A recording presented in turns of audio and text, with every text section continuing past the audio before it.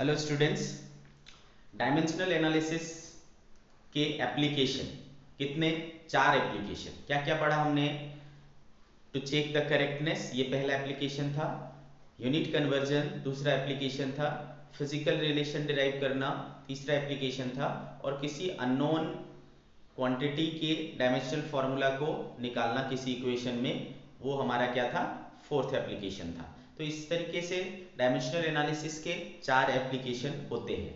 उसके बाद हम लोग क्या बात कर रहे थे? कुछ इंपॉर्टेंट पॉइंट्स की बात कर रहे थे। उसमें से हमने देखा था कि जो भी ट्रिगोनोमेट्रिकल रेशियोज होंगे, है ना, जो भी ट्रिगोनोमेट्रिकल रेशियोज होंगे, ट्रिगोनोमेट्रिकल रेशियो होंगे, है ना, जैसे कि मान लो साइन और इसके साथ कुछ भी लिखा हो, सपोज ax प्लस बी, है ना, ऐसा लिखा हो, तो इस वाले टर्म को क्या कहते हैं? अपन आर्ग्यूमेंट बोलते हैं, आर्ग्यूमेंट।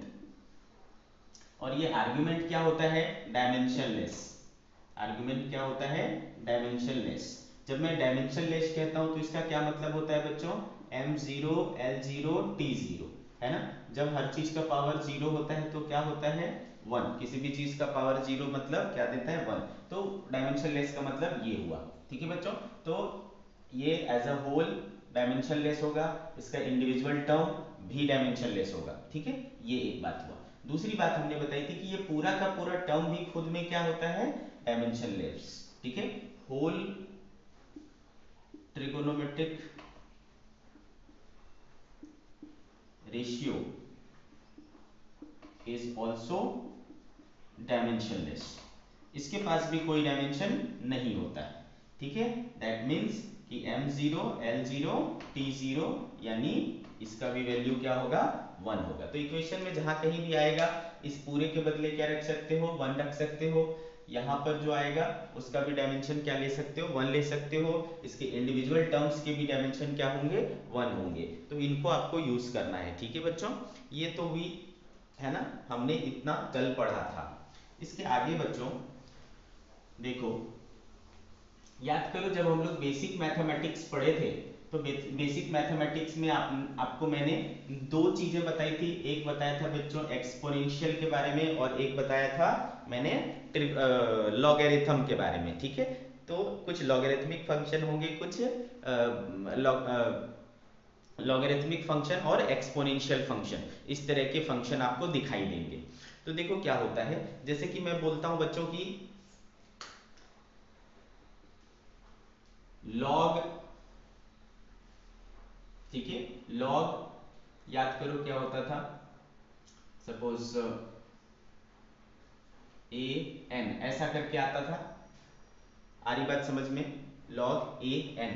तो बेसिकली यहाँ पर जो क्वांटिटी आती थी वो क्या आती थी बेटा? ये बेस होता था, है ना।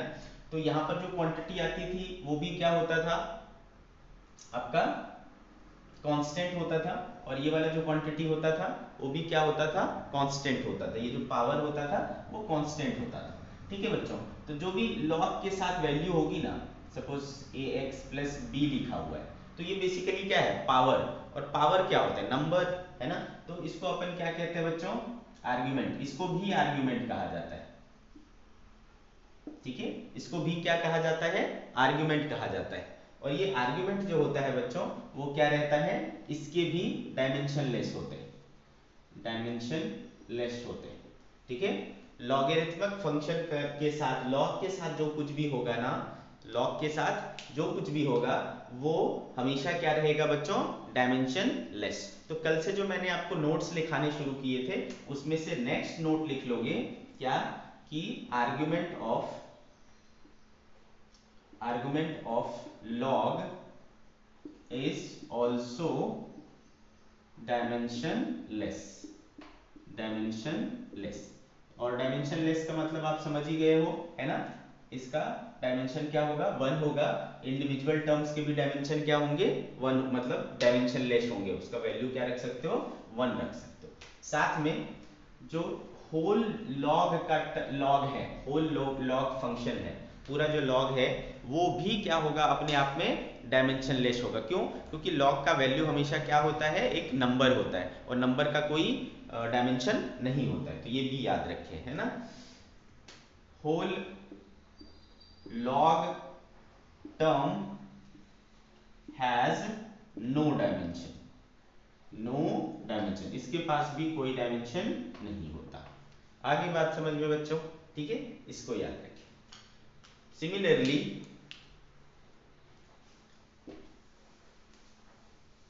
एक्सपोनेंशियल फंक्शन का मतलब क्या होता है, एक्सपोनेंशियल फंक्शन का मतलब क्या होता है। सपोज मैंने लिखा है y बराबर e to the power ax plus bx, ax plus bt plus c, ऐसा है ना। e टू दी पावर क्या लिखा है, ex plus bt plus c। तो ये एक्सपोनेंशियल फंक्शन हुआ बच्चों, ठीक है। ये क्या हुआ, ये इधर a लिख देता हूं, तो a e power ax plus bt plus c। तो ये जो इसका पावर है, इसको अपन क्या बोलेंगे, आर्गुमेंट अगेन, ठीक है।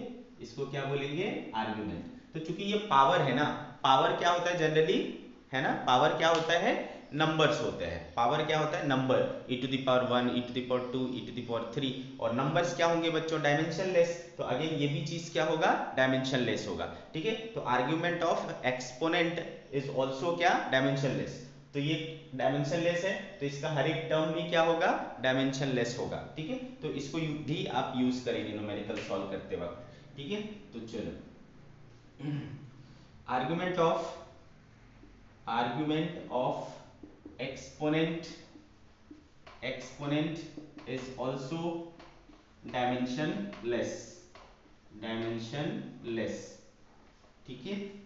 और साथ में ये पूरा का पूरा जो है, ठीक है बच्चों, e का जो पूरा टर्म है, एक्सपोनेंट का जो पूरा टर्म है, वो भी खुद में क्या होता है, डायमेंशन लेस होता है। क्यों? क्योंकि e क्या होता है बच्चों, e एक नंबर है ना, 2.718 होता है, और उसका ये पावर, तो मान लो e पर किसी नंबर 2 पर पावर 2 डालोगे तो पावर ही नंबर ही आएगा ना बेटा, ठीक है। तो नंबर आएगा, नंबर का क्या होता है, कोई डायमेंशन नहीं होता है, ठीक है बच्चों। तो होल जो e वाला टर्म है वो भी क्या होगा, डायमेंशन लेस होगा, ठीक है। तो whole exponent term has no dimension, ठीक है। ये बातें आप याद रखें, इसको न्यूमेरिकल सॉल्व करते वक्त अपन यूज करेंगे। क्लियर है बच्चों? चलो देखो कैसे यूज कर सकते हैं, कुछ एग्जांपल्स लेकर के आपको समझाते हैं।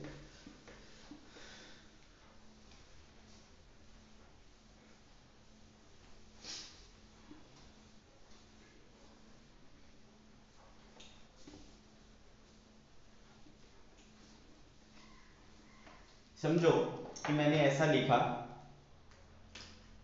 Example y equals to a e to the power bx, ऐसा लिख दिया, ठीक है। y equals to, if y equals to a e to the power bx, where x और y क्या है, डिस्टेंस है, and x and y distance, then find dimensional formula of a and b। a और b का अपने को dimensional formula निकालना है। तो जैसा कि मैंने बोला बच्चों कि ये क्या है बच्चों, इसका पावर है ना, आर्ग्यूमेंट है, और आर्ग्यूमेंट क्या होता है, डायमेंशन लेस होता है। तो bx जो है वो डायमेंशन लेस होगा, यानी 1 होगा। तो देयरफॉर b इक्वल्स टू क्या हो जाएगा बच्चों, 1 अपॉन x हो जाएगा। x क्या है, डिस्टेंस है, तो 1 अपॉन l हो जाएगा, यानी l माइनस 1 हो जाएगा। तो ये जो b का डायमेंशनल फॉर्मूला हो गया वो l माइनस 1 हो गया। सिमिलरली बच्चों मैंने क्या बोला कि ये पूरा का पूरा टर्म भी क्या है, डायमेंशन लेस है। तो y इक्वल्स टू a, और उसका कोई डायमेंशन नहीं है तो 1, ठीक है। तो y बराबर क्या हो गया, a, तो a बराबर हो गया y, और y क्या है बच्चों, डिस्टेंस, तो डिस्टेंस के पास क्या होगा, l, तो a बराबर क्या हो गया, l, ठीक है। तो इस तरीके से देखो आपको a भी मिल गया और b भी मिल गया। कोई दिक्कत है बच्चों? इस तरीके से आपको सॉल्व करना है।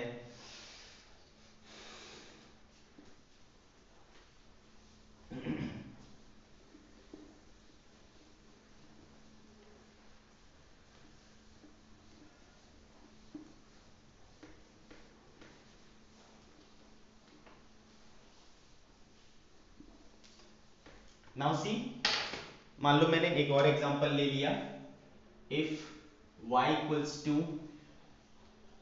a e to the power bx plus ct plus d, ऐसा लिख लिया, ठीक है। y बराबर a e to the power bx ct plus d, where x y distance है, x y distance, t is time, t is time, then find dimensional formula of a b c and d, a b c और d का dimensional formula find out करो। तो फिर कैसे करेंगे बच्चों?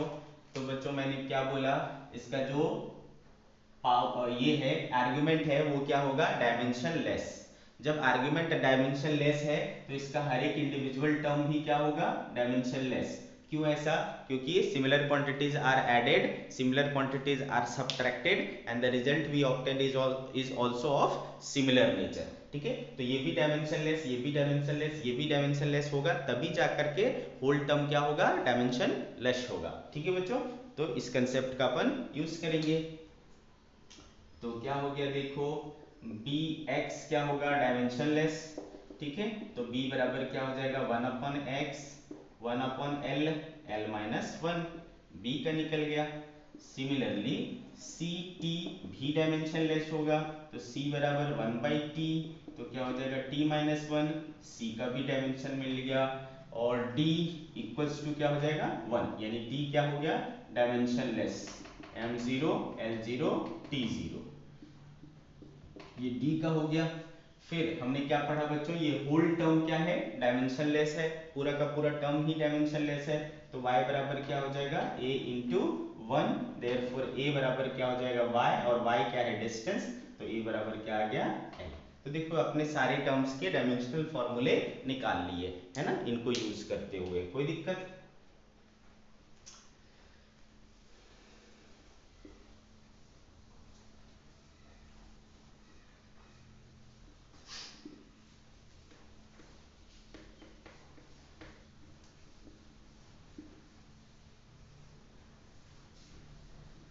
Similar चीजें अपन लॉग वाले टर्म के साथ कर सकते हैं। अगर हमारे पास इक्वेशन हो कि if y equals to a log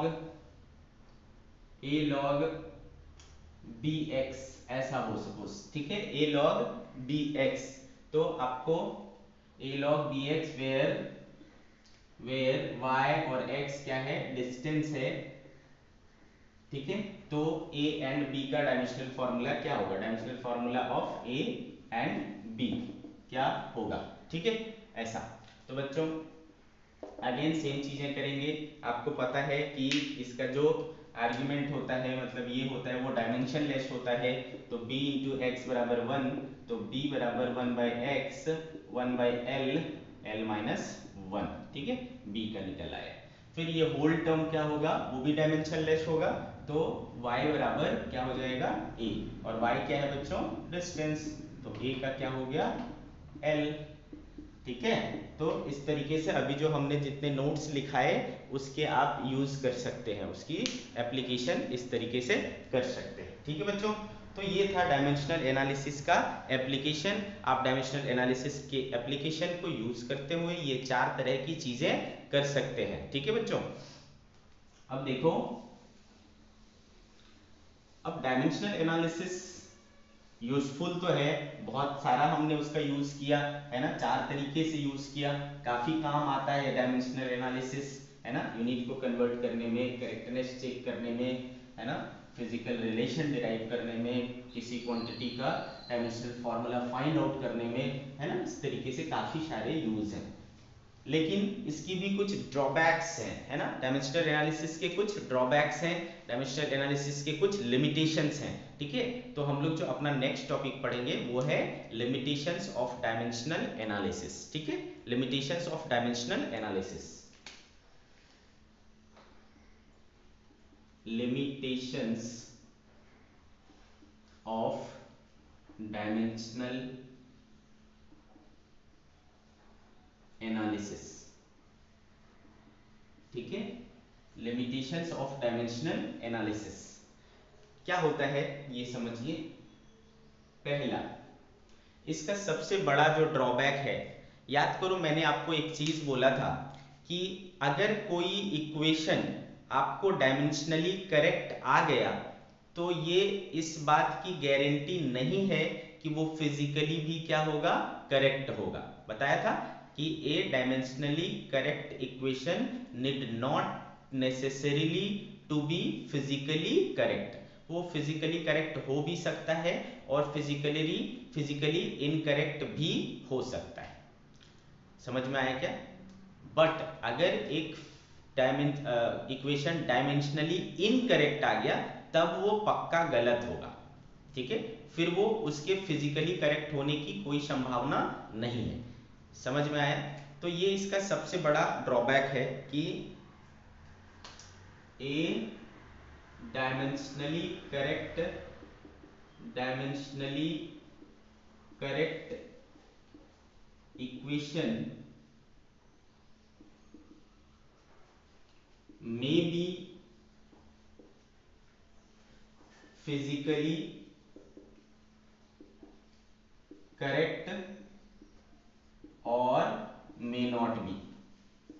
ठीक है, हो भी सकता है और नहीं भी हो सकता है। ये इसका ड्रॉबैक है। 100% गारंटी नहीं है इस बात की कि वो फिजिकली भी करेक्ट होगा अगर वो डायमेंशनली करेक्ट आ गया है तो। ठीक है, ये इसका सबसे मेजर ड्रॉबैक है। ठीक है, मेजर लिमिटेशन है। दूसरी चीज हमने बोला कि हम इससे क्या कर सकते हैं, फॉर्मूला डिराइव कर सकते हैं। बट फिर आपने क्या देखा, जब मैं फॉर्मूला डिराइव कर रहा था तो उसमें जो कांस्टेंट टर्म थे वो नहीं आ पाते थे। आई बात समझ में? तो when we derive a formula, when we derive a physical relation, we are not able to derive the formula which consist constant terms which has no dimension. मतलब डायमेंशनलेस कांस्टेंट वाला कोई अगर उसमें टर्म है तो उसको अपन डिराइव नहीं कर पाते हैं। आई बात समझ में? ये इसका अनदर ड्रॉबैक है। ठीक है,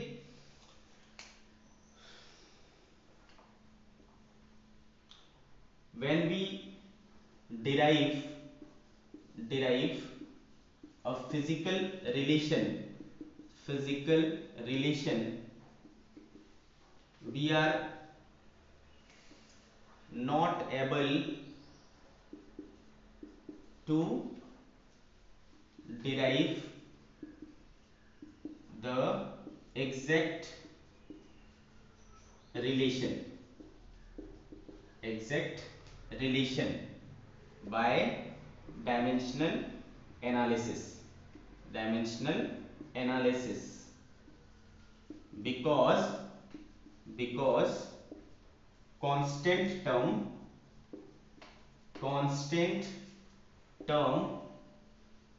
cannot be derived।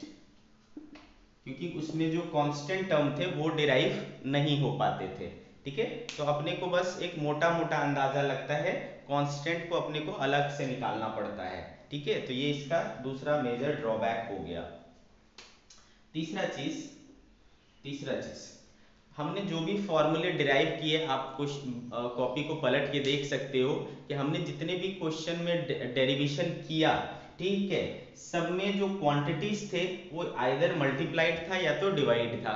ठीक है, मल्टीप्लाइड था या फिर डिवाइड था। जैसे कि हमने एक किया था भाई सेंट्रीपिटल फोर्स का, क्या आया था, mv²/r। तो ये सारे टर्म्स क्या है, मल्टीप्लाइड डिवाइड है। फिर हमने क्या किया भाई, टाइम पीरियड का किया, क्या आया था, √L/g। इसमें भी क्वांटिटीज क्या है, मल्टीप्लाइड डिवाइड है।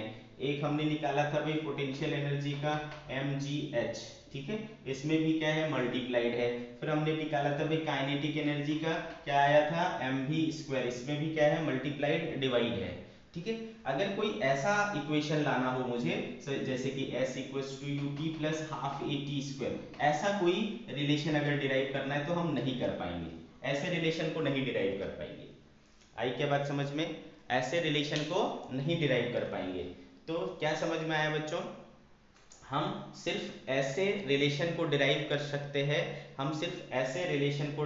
सकते हैं, जिसमें कि क्या हो, सिर्फ मल्टीप्लिकेशन या टर्म्स जो है वो मल्टीप्लाइड या डिवाइड हो। एडिशन सब्ट्रैक्शन में होगा तो अपन नहीं कर पाएंगे ऐसे रिलेशन को डिराइव। ठीक है, तो लिमिटेड है ये, हर जगह पर अप्लाई नहीं हो पाएगा। Clear?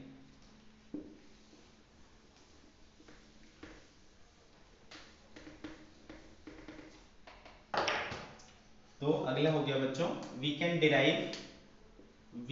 Can derive only those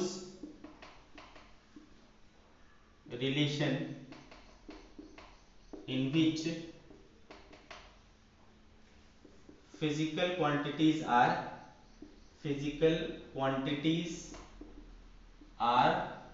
multiplied or divided. We cannot derive such relation in which two or more terms are added or subtracted। ऐसा कोई होगा जिसमें कि दो या दो से अधिक टर्म्स एडेड या सब्ट्रैक्टेड होंगे, तो ऐसे रिलेशन को अपन डिराइव नहीं कर पाएंगे बच्चों। ठीक है, क्लियर है? इसको, ये हुआ अपना थर्ड ये ड्रॉबैक, लिमिटेशन।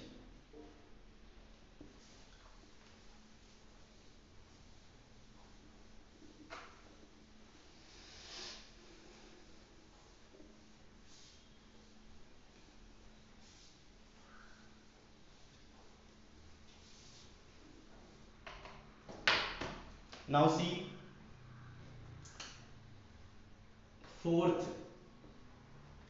फोर्थ ड्रॉबैक क्या है बच्चों? इसमें आप सिर्फ ऐसे रिलेशन को डिराइव कर सकते हो जिसमें तीन ही क्वांटिटी हो। तीन से अधिक क्वांटिटी वाला होगा तो आप डिराइव नहीं कर पाओगे। क्यों? क्योंकि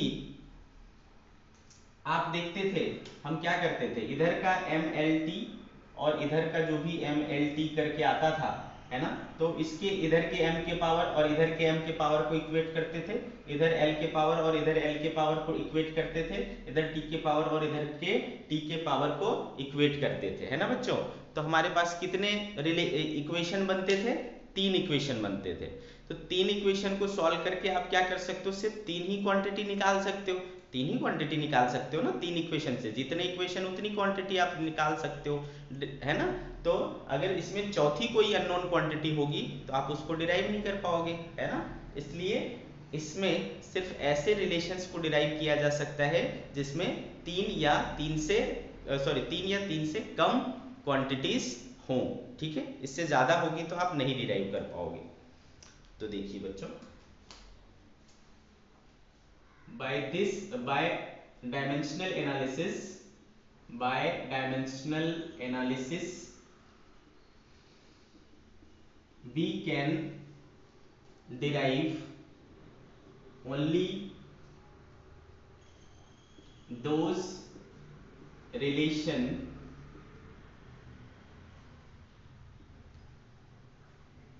we can derive formula of quantity which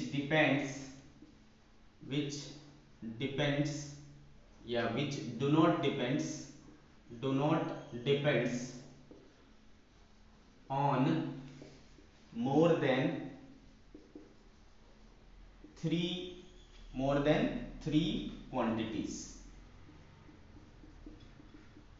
ठीक है बच्चों, जो तीन से ज्यादा क्वांटिटीज पर डिपेंड करेगा, है ना, उस वैसे फॉर्मूले को अपन डिराइव नहीं कर पाएंगे। जो तीन से अधिक क्वांटिटीज पर डिपेंड कर रहा होगा, ऐसे इसको हम लोग डिराइव नहीं कर पाएंगे, ऐसे फॉर्मूले को डिराइव नहीं कर पाएंगे। ये इसका अगला ड्रॉबैक हो गया। ठीक है, पांचवा ड्रॉबैक है बच्चों,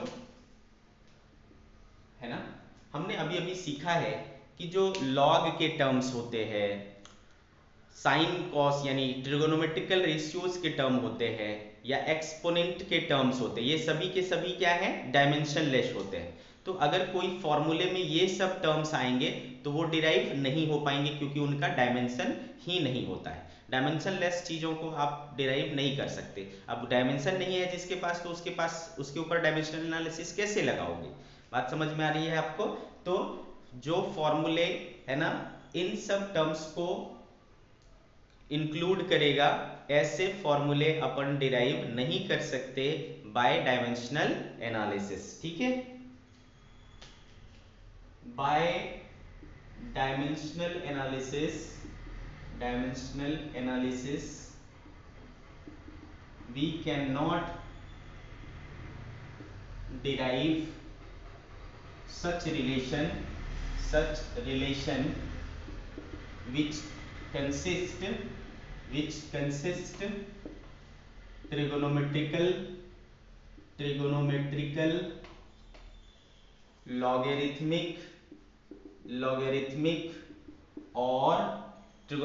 logarithmic और exponential term। ठीक है, ऐसे टर्म्स अगर उसमें इंक्लूड होंगे तो फिर अपन उसको डिराइव नहीं कर पाएंगे। आई क्या बात समझ में? ठीक है, इसको क्या कहते हैं बच्चों, ये जो है ये सभी क्या है, ड्रॉबैक्स हैं हमारे डायमेंशनल एनालिसिस के। इसका मतलब है कि डायमेंशनल एनालिसिस से जो हम वो चार चीज करते थे, करेक्टनेस चेक करते थे, फॉर्मूला डिराइव करते थे, यूनिट कन्वर्जन करते थे, है ना, तो उसमें भी हम लिमिटेड काम ही कर सकते हैं। ऐसा नहीं कि अनलिमिटेड, मतलब हर कुछ कर सकते हैं, ऐसा नहीं है। हर कुछ नहीं कर सकते, कुछ लिमिटेड चीजें ही कर सकते हैं, इसलिए इसको क्या कहते हैं, लिमिटेशन, है ना। लिमिटेशंस और ड्रॉबैक्स ऑफ डायमेंशनल एनालिसिस ये सारे थे। ठीक है बच्चों, थ्योरी पॉइंट ऑफ व्यू से इंपॉर्टेंट है, आपसे पूछा जाता है फिर, है ना।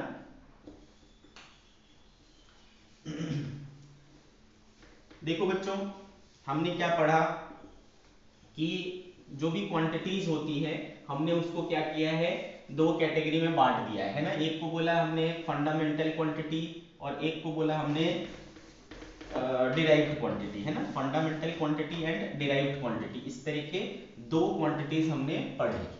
तो एसआई सिस्टम में हमने क्या किया, 7 फंडामेंटल ले लिए और 2 सप्लीमेंट्री ले लिए। बाकी सारे को क्या बोला हमने, डिराइव्ड यूनिट बोला। ठीक है, बाकी सबको क्या बोला, डिराइव्ड यूनिट बोला। तो जैसे कि मैं मान लेता हूं कि लेंथ है, तो लेंथ का एसआई यूनिट क्या बताया मैंने आपको, मीटर बताया, है ना। लेंथ का एसआई यूनिट मीटर है। बट क्या सिर्फ मीटर ही यूज होता है ना। एप्लीकेशन में क्या सिर्फ मीटर ही यूज होता है? हर जगह पर आप मीटर से काम कर सकते हो क्या?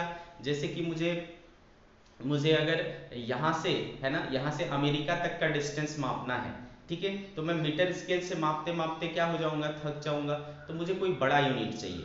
ठीक है, चलो फिर भी अमेरिका तक तो आप मरते दम तक कर भी लो, लेकिन अगर मान लो किसी स्टार, किसी प्लानेट का डिस्टेंस मापना हो, तब तो आप इस मीटर स्केल से नहीं कर सकते।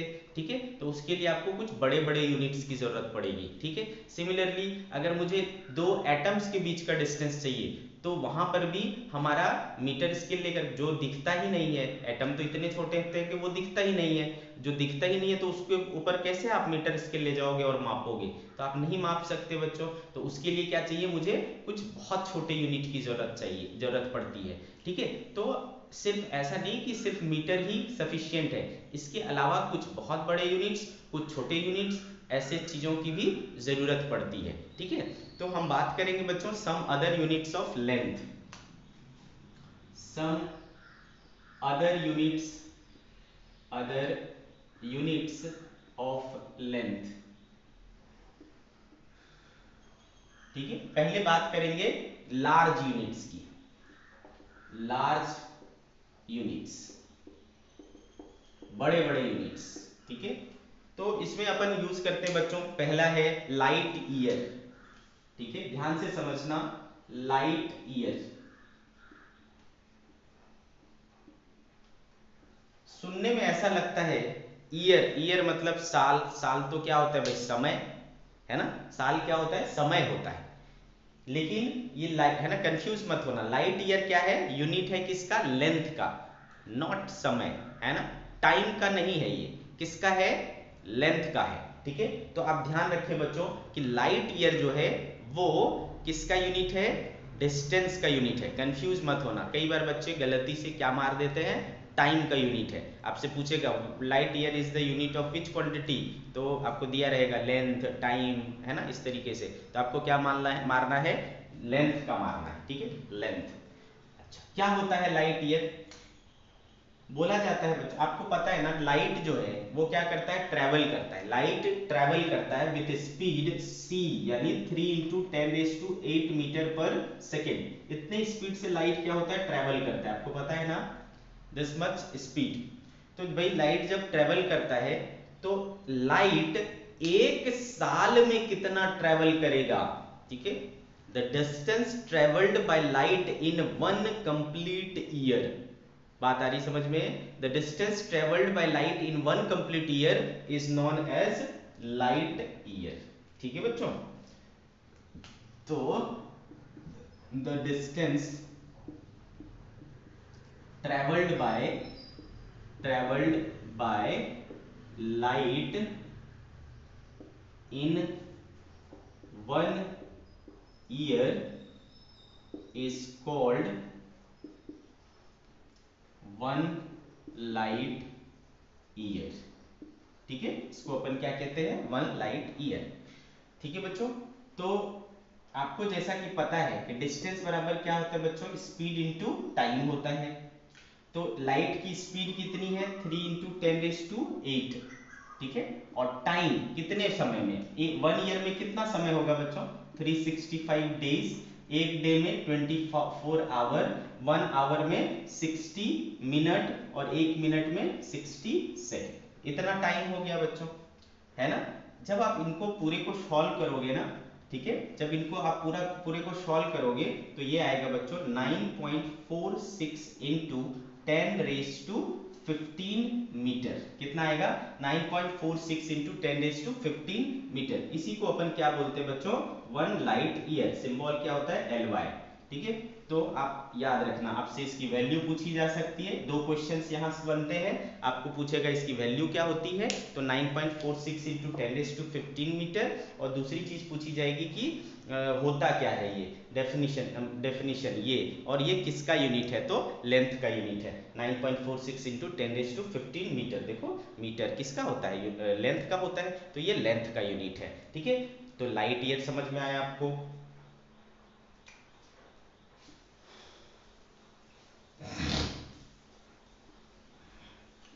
लाइट ईयर के बाद बच्चों एक दूसरा यूनिट होता है, हम कहते हैं उसको एस्ट्रोनॉमिकल यूनिट। क्या कहते हैं, एस्ट्रोनॉमिकल यूनिट। सेकेंड जो हमारा लार्ज यूनिट में यूज करते हैं दैट इज एस्ट्रोनॉमिकल यूनिट, ठीक है। चलो देखते हैं astronomical unit, okay. What is astronomical unit, इसको शॉर्टकट में अपन बच्चों AU से शो करते हैं, ठीक है। कैसे शो करते हैं, AU से, एस्ट्रोनॉमिकल यूनिट। जैसा आपको पता है बच्चों कि हमारा जो अर्थ है ना वो सन के चारों तरफ चक्कर लगाता है, ठीक है, दिस इज सन, ठीक है, और इसके चारों तरफ ऐसे ऑर्बिट में हमारा अर्थ क्या होता है, रोटेट होता है, ठीक है।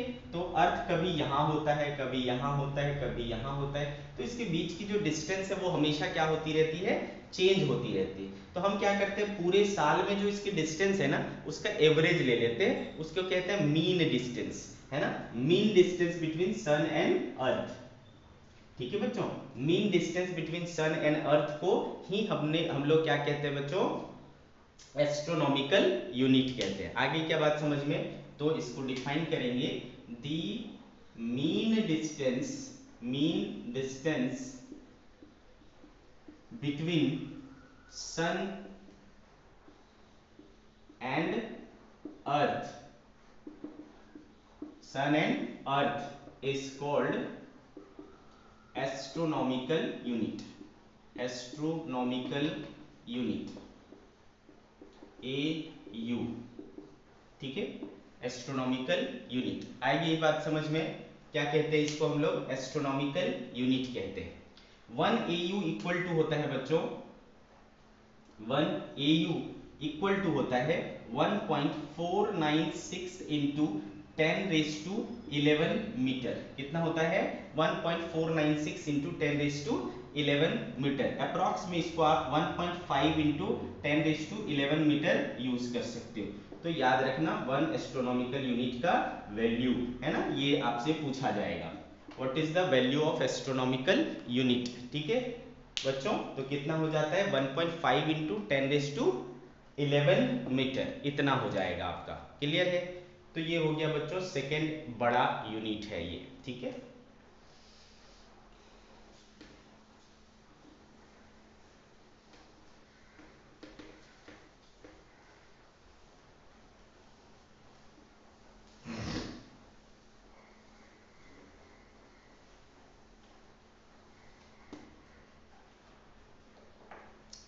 अगला यूनिट है बच्चों पार्सेक। तीन जो है वो है पार्सेक। पार्सेक ये जो है वो क्या बोलते हैं, स्टार्स के डिस्टेंस है ना, ये बहुत ज्यादा डिस्टेंस पर होता है अपना स्टार। ठीक है, तो स्टार्स के बीच का डिस्टेंस मापने के लिए अपन क्या करते हैं, पार्सेक का यूज करते हैं। This unit is used. ठीक है, distance between stars is measured, distance between stars is measured in parsec। ठीक है बच्चों, पार्सेक 1 पार्सेक इक्वल टू होता है 1 पार्सेक इक्वल टू होता है बच्चों 3.1 इंटू 10⁻16 मीटर। कितना होता है 3.1 इंटू 10⁻16 मीटर, इतना होता है आपका क्या 1 पार्सेक। ठीक है बच्चों, तो ये कुछ बड़े बड़े यूनिट्स थे जो अपन अक्सर यूज किया करते हैं। ठीक है, अपन इसको अक्सर यूज किया करते हैं। ठीक है, आगे देखो बच्चों, तो ये हो गए लार्ज यूनिट में से। अब देखो स्मॉल यूनिट्स। स्मॉल यूनिट्स, ठीक है, स्मॉल यूनिट्स में अपन क्या यूज करते हैं बच्चों, जैसे कि माइक्रोन। Micron 1 micron. ठीक है, ये आपका क्या है स्मॉल यूनिट है। 1 माइक्रोन का मतलब होता है 1 माइक्रोमीटर। 1 माइक्रोमीटर को 1 माइक्रोन बोलते हैं। और माइक्रो मतलब आपको पता है 10⁻⁻6 होता है। दैट मीन्स कि 1 माइक्रोन कितना होता है बच्चों 10⁻⁻6 मीटर। तो आपको अगर वैल्यू पूछता है कि व्हाट इज 1 माइक्रोन, तो बोलोगे आप 10⁻⁻16 मीटर। ठीक है, और क्या पूछा जाएगा बच्चों, nanometre 1 nanometre. Nanometre N M. ठीक है, नैनो मतलब क्या होता है बच्चों 10⁻⁹ मीटर, इसको यूज कर सकते हैं। ठीक है, फिर इंटर एटॉमिक डिस्टेंसेस मापने के लिए, एटम्स के बीच का डिस्टेंस मापने के लिए, क्योंकि एटम के बीच की डिस्टेंस बहुत छोटी होती है, तो बहुत छोटी यूनिट लगती है बच्चों, हम लोग बोलते हैं उसको फर्मी। क्या बोलते हैं, फर्मी। ठीक है, ये बेसिकली होता है 1 फेम्टोमीटर। फेम्टोमीटर, ठीक है, और फेम्टो मतलब क्या होता है आपको पता है 10⁻⁻15 मीटर। तो 1 fermi is equals to 10⁻⁻15 metre. ठीक है बच्चों, इसके अलावा और एक यूनिट यूज होता है वो है एंगस्ट्रॉम। एंगस्ट्रॉम, ठीक है, इसका सिंबल होता है बच्चों A0। ठीक है, एंगस्ट्रॉम 1 एंगस्ट्रॉम जो होता है वो होता है बच्चों 10⁻⁻10 मीटर। ठीक है, 10⁻⁻10 मीटर। तो इतनी तरह की छोटी छोटी यूनिट्स लेंथ के लिए यूज होती है, माइक्रोन, नैनोमीटर, फर्मी, एंगस्ट्रॉम वगैरह। ठीक है बच्चों, आगे बात समझ में आपको क्लियर है? ओके, ठीक है। इसके अलावा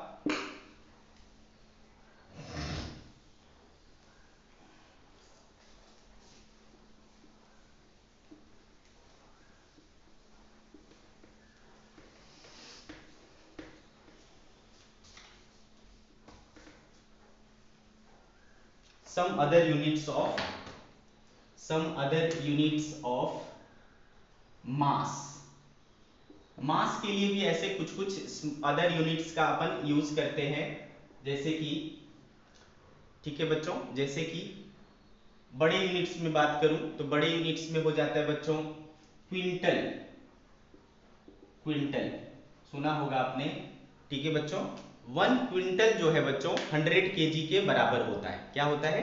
1 क्विंटल इज 100 केजी, ठीक है, 1 केजी। ओके।